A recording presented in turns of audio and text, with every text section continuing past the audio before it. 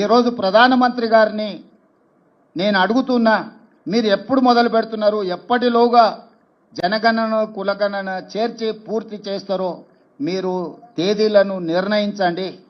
అదేవిధంగా ఇది అమలు చేసే క్రమంలో మీరు తీసుకోబోయే నిర్ణయాలు, అమలు చేసే ముందు వచ్చే సవాళ్లను, సమస్యల్ని ఏ విధంగా అధిగమించదలుచుకున్నారో మీరు అన్ని రాజకీయ పక్షాలతో చర్చించండి. ఇది సీక్రెట్ డాక్యుమెంట్ కాదు, ఇది ఎనీ పొలిటికల్ పార్టీ రెస్పాన్సిబిలిటీ కాదు, ఇది గవర్నమెంట్ ఆఫ్ ఇండియా బాధ్యత. కేంద్ర ప్రభుత్వం ఒక నిర్ణయం తీసుకొని ఒక విధానాన్ని తెచ్చినప్పుడు అన్ని రాజకీయ పార్టీలతోనే పార్లమెంటరీ వ్యవస్థలో భాగస్వాములైన ప్రతి ఒక్కరితో చర్చించి వాళ్ళ సూచనలు తీసుకోవాలి. అందుకే నరేంద్ర మోడీ గారికి సూచన చేస్తున్న గ్రూప్ ఆఫ్ మినిస్టర్స్తో ఒక కమిటీ వేయండి, ఆఫీసర్లతో కూడుకున్న ఇంకొక ఎక్స్పర్ట్స్ కమిటీని వేయండి.